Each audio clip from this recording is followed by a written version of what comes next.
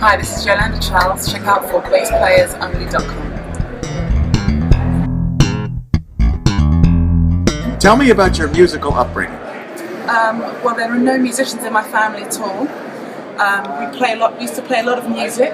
My mum and dad are big fans of Bob Marley and ska music. Well, you're growing up, where are you talking about now? At home in London. London. Caribbean parents from Montserrat and Grenada. You were born in London? I was, yes. Okay. And how did you become a bass player?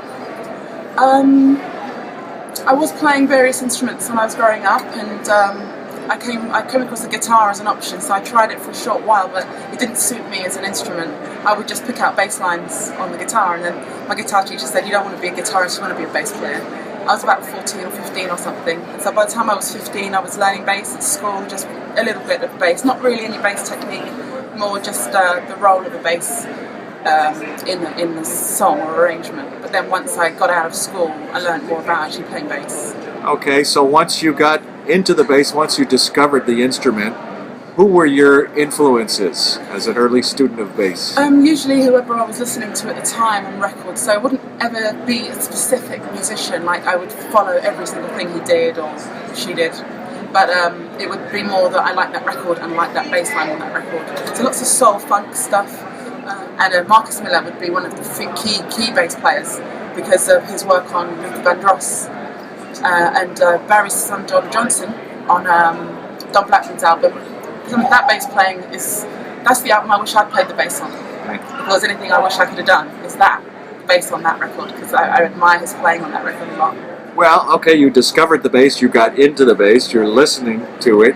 How did your career get rolling? What kind of gigs were you doing at first?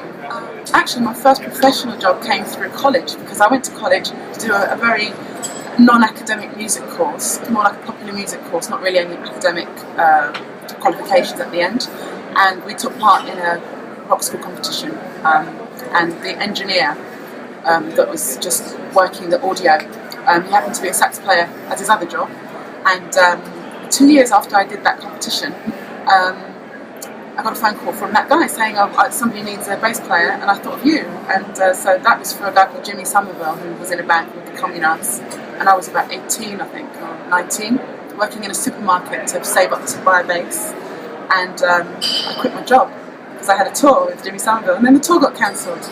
That was one of my first things, but I did do some promo for the record, so I did some TVs and live TVs at the age of 19. That was kind of scary. And some good work actually for the age. And then from there I got more work. So once you start working, it creates its own momentum and you get more work. Well, how did the Sinead O'Connor gig come about? That's actually the last gig that I've done most recently, I think, in terms of pop, because I'm in a different field now. I'm doing more funk and soul and a little bit of jazz. Sinead O'Connor, they wanted a bass player, a female bass player actually. I don't usually get hired because I'm female only. I mean, it's handy, but what's happened is because I'm doing more and more singing, they're thinking about whether they want a female backing vocalist in a band or not, and if they can get that for the price of one in the same individual, then I end up getting work because I can do BBs, and if they want a female BB, obviously, then it fits my what I can do, and being a bass player, they don't have to hire a bass player, so. Well, tell me about, I interviewed Rhonda Smith recently, and Nick West, and I've interviewed Divinity Rocks, and Ariana Kapp, and several other there's some good bass players coming up. high-profile female bass players. Right. Tell me about that. What is it like being a female bass player in a role that has traditionally been dominated by males? Well, I think I'm older than everybody you just mentioned, maybe, and so I've been around for a while when it was difficult.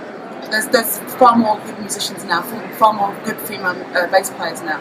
So people are less kind of gimmicky about it. It's less of a novelty. Is that a good thing? Yeah, it's a good thing. I mean, we all still get work because of the way we look, whether we're female, male, black, white. If we look like we fit in the band, it could be for any reason at all. But it definitely counts towards a decision being made.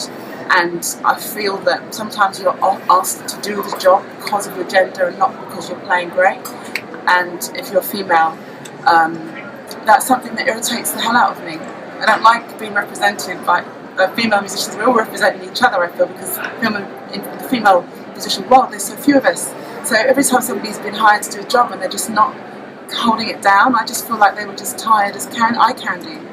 And I got hired like that occasionally, and when I've spotted it, I've split. How about your equipment? What are you using these days? I've got this lovely Fender Dimension bass. I've been playing it for about a month. It's their new bass, it's the American Deluxe model. I've changed the neck, I've changed the fingerboard basically, and to do that I had to change the whole neck. Basically it's maple, the fingerboard's maple. Usually this colour will come with a rosewood fingerboard. I just wanted the maple, I like the sound. I use a Mayonnaise Jabba Custom 5, love that bass. I'm using Aguilar backline. It's the whole lot of Aguilar, so you know, the Tone Hammer and DB751 and the SL 112s for the small gigs, and then the 4x10s and then all that sort of stuff.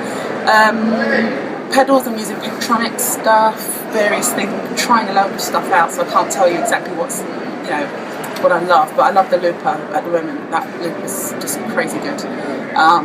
TC Electronics pedals, I've got a few of those I'm trying out. Yeah, so strings, Elixir strings. I've been using those for probably 14, so I've been using those for I think something like 12 years, maybe more, and I haven't moved because I love them. They're great, and they're a great company. They've supported me so well. So, how about the future? What else would you like to do you haven't already accomplished? You're still so young, and you have a lot of energy, and I think you have a lot of notes left in you. I've got a lot of energy for. That's important. For performing. So I would happily just perform until I was 80, as long as I was able. I love playing. Be happy. It's just a general be happy with what you're doing thing, if you can afford it. I've paid my dues. I've done enough of the professional sessions, smiling when you want to cry kind of thing. Now I want to work with people that I really enjoy, music that I really enjoy, and yeah, just be happy to do what I'm doing. Last question, Yolanda. What would you be if you were not a bass player? It has to be something outside of music. Well, I think it's an over-ambition of mine, but a physicist actually.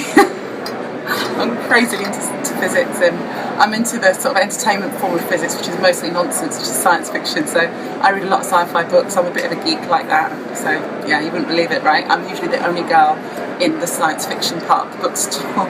I don't think I got the capacity for it, but it's just a little fantasy I would have had. Yeah. Yolanda Charles, great catching up with you, and thanks so much. Keep doing what you're doing. We'll look forward to seeing and hearing lots more of you in the future. Much luck and continued success to you always. Thank you so much, Jon.